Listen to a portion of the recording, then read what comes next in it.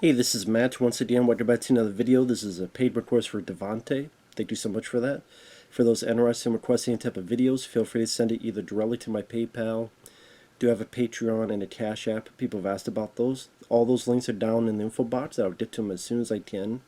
It could be for pretty much any type of video, review, movie review, re-review, topic, random thoughts, tier lists, rankings, commentaries, reactions, video game playthroughs, whatever the case.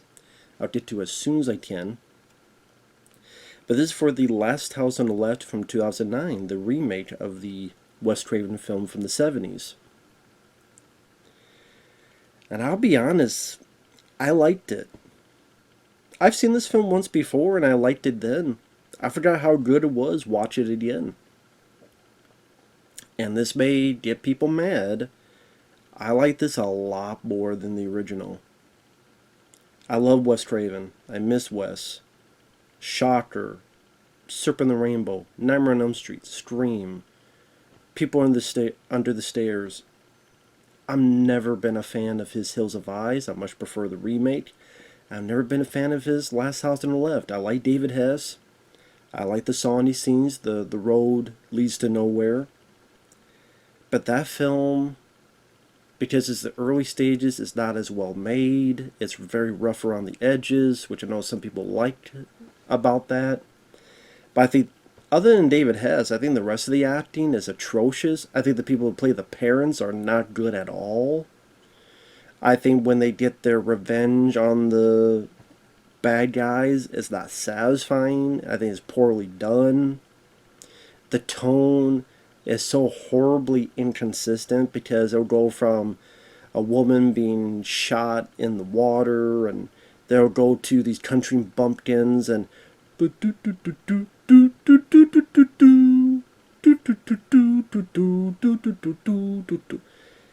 the goofy cops like dealing with chickens. I'm like, what in the blue hell titty fuck is this? Well, they put the humor because to counteract with the violence. Well, it didn't work because it felt like it went from Ernest Dear Stupid to Henry Portrait of a Serial Killer to Pee-wee's Big Adventure to Serbian film. It just didn't work. It's like if you had a Serbian film and then Ernest P. Worrell comes in, in a subplot trying to find, I don't know, Vern's dog. It just doesn't work. Although I'm sure some people would see that, or would have seen that. This one, I think the cast is much better. I mean, the guy who plays the main villain, Crude, he's fine, but I definitely would give it to David Hess in the original. The music, I do wish The Road Leads to Nowhere was in here somewhere. The score here is John Murphy, who's a good composer. He did Sunshine, Kick-Ass. This isn't one of his better scores. It's adequate. It's fine. But I just think the tone is so much more consistent. The acting is so much better. The violence is so much more satisfying and brutal and gory. And I like the little changes they did.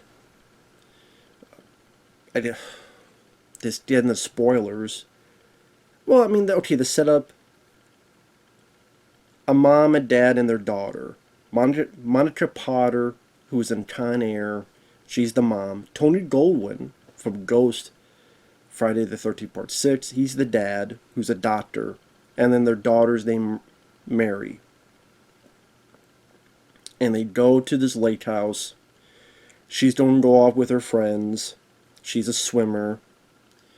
And when she meets up with her friend, they meet this kid, which I recognize the kid, Spencer Tree Clark. He was the little kid in Unbreakable, the Bruce Willis film. Played the son. Go back to the motel. They smoke some weed. But then the kid's father, uncle, and his father's girlfriend come in. Now, the uncle I recognize is Aaron Paul from the TV show Breaking Bad.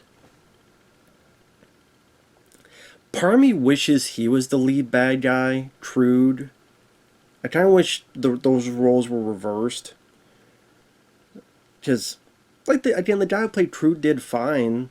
I think Aaron Paul, like, I just would have been more interested to see what he would have done. But I forgot Aaron Paul was in this. It was cool to see him in there because I've watched Breaking Bad at this point, at least the first 2 seasons so far. So now I'm more familiar with him. So it was cool to see him in this.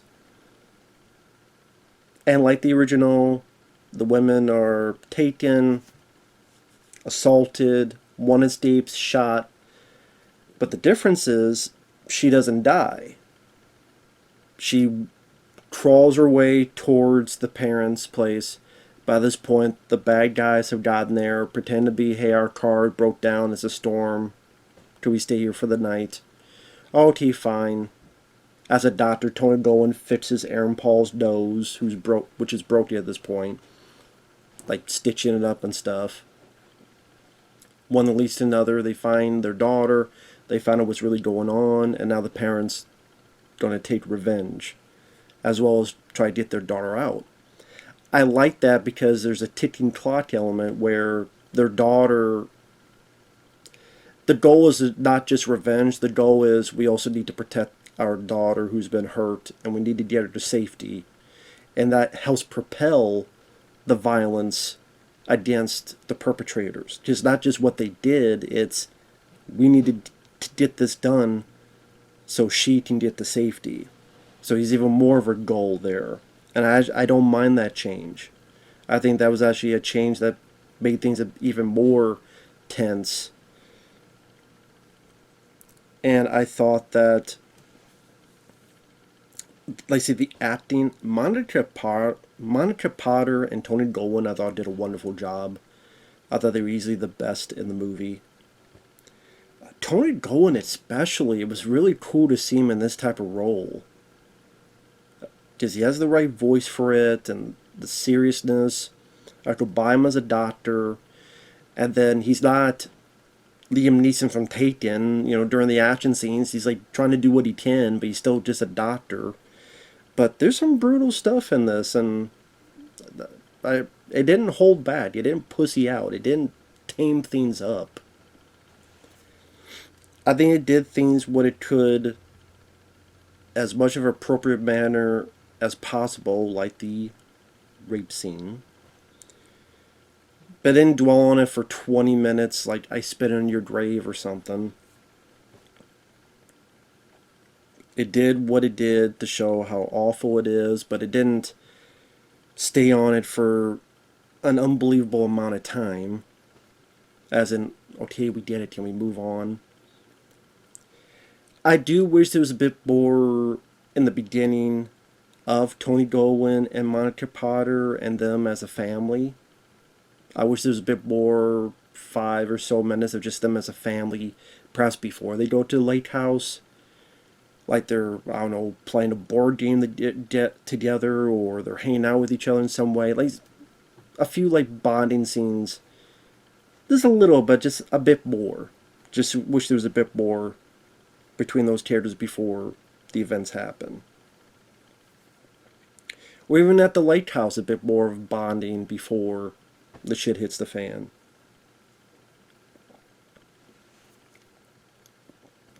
I think the effects are pretty well done. They did more into spoilers. Of the 2 women, one gets stabbed repeatedly, and it looks like they did a good job. It really looked like a knife stabbing into someone. They didn't go with over-the-top CGI or anything. There's a car crash that looks pretty good, where before that happens, Mari tries to get out of the car and is kicking and things are going haywire, and the way it's done, where it's going through the trees and the appropriate use of slow-mo, it's kind of bouncing from one tree to the other. It didn't look ridiculous, didn't look like a cartoon. Even when Tony Goldwyn is sewing bits of the nose of Aaron Paul's character, again, the effects are pretty good. And then Tony Goldwyn and Monica Potter, you could root for these characters. Like I said, that's why I wish there was a bit more of them at the very beginning.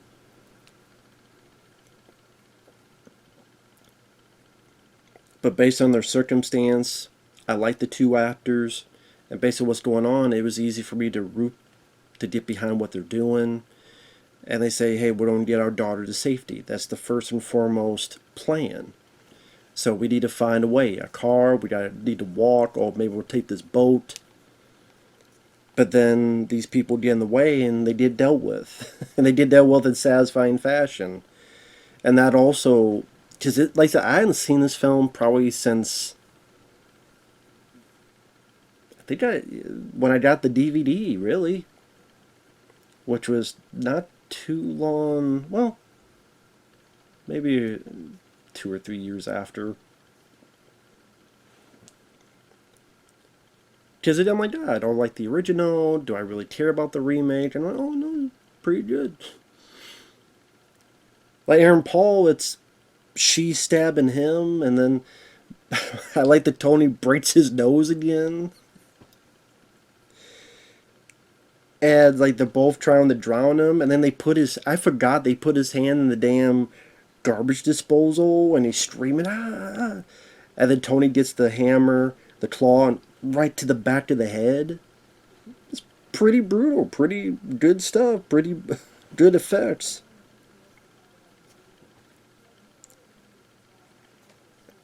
And it shows that Tony is not some expert assassin, so he doesn't quite know how to use a gun, but he's trying.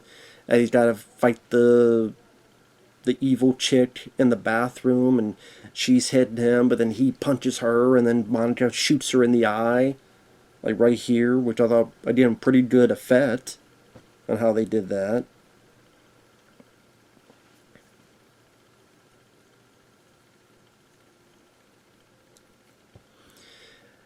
And then Tony tries to go for Trude.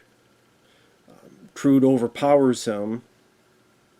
I do like the line where Trude is saying, what you want to hear, how much she begged to be this, begged to be that, and Tony says, no, I want to hear you beg for your fucking life. Now, I wish when he said that, he had the sort of the Hills of Eyes remake, the really, like, yeah. But instead, he kind of gets overpowered, and then Trude's kid, and then Monica Potter help out.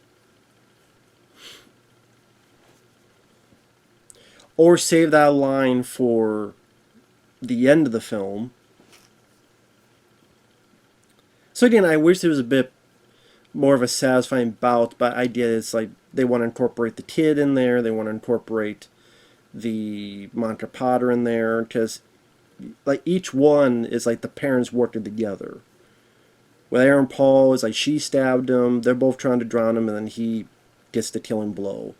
Or Tony is struggling with her, punches her, then she gets the killing blow. So I kind of get what the director was going for. And this director, I don't know what he did since. I don't know, he might have made like 1 or 2 more movies that I haven't heard of, and he kind of just disappeared. Which is too bad, because I thought he did a pretty decent job with this film.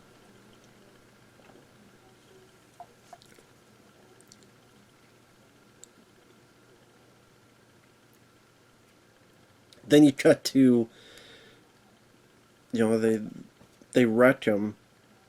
They get on the boat. At least I kind of like this change where the kid who didn't want to be a part of this, who helped Tony Goldwyn out, who helped, warn them what's going on. It's kind of like, hey, he tried to do the right thing. Here's his reward. He survived. Now, what the authorities are going to do with him, I don't know, but... And same with this girl. Like, this girl, she survives. I just kind of like that bit of a happier sentiment. So I guess the idea is that Tony Goldwyn and Monica Potter never told them what happened. Because you would think eventually the cops would have to come there and, check out things. But instead, I guess the ending, which I will say the ending, it almost feels like a reshoot. I'm not saying it is. But I almost felt like they had a different ending, and then they reshot it for this ending to be more crazy. Again, I don't think that's the case. If it is, then Because it cuts to sometime later, and Tony's there with Trude and has him paralyzed and has his head in the microwave. I don't know if this would actually work, but it's a creative idea where he puts him in the microwave, the head in the microwave. He's paralyzed, turns it on, and then the guy's like, ah, and then his head explodes. And then the movie ends. Like Roger Corman says, when the monster is dead, the movie is over. That's literally the case here. You leave the audience with a nasty, bloody head explosion, and it's like that's where I kind of wish they had the song "The Road Leads to Nowhere." I kind of wish that was in that. But hell of a way to end your movie. I'll give you that. So again, it was just Tony Goldwyn, who I always remember from Ghost, playing a different type of character, and it was nice to see him given some shine. Like I said, I do think he's a good actor. The effects are well done. The tone is consistent. It doesn't have the stupid, goofy, goofball comedy out of the blue. The acting is a lot better. The production values are more slick. The I hate to say it was Wes early on in his years. Some people say they feel that at one point Last House on Left was going to be part of a porno film. I mean, you look at the way the quality is, I can understand why.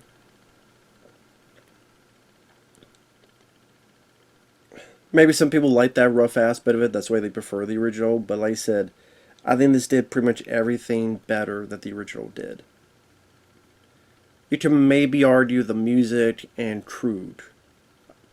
But the rest of it, I mean, thumbs up to me. Like I said, I like this remake. So no, I don't hate all remakes. I think this is up there with the Hills Have Eyes remake and the House on Haunted Hill remake. The tops are, of course, The Thing and The Blob. The Fly.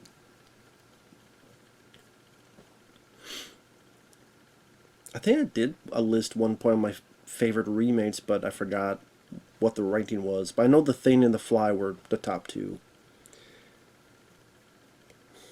But yeah, if horror remakes, I think this is easily one of the better ones. Because there's a lot of bad out there. There's The Hitcher, there's Jacob's Ladder, there's The Fog, there's April Fool's Day remake, Nightmare on Elm Street remake. But this, it's pretty good. It's pretty good.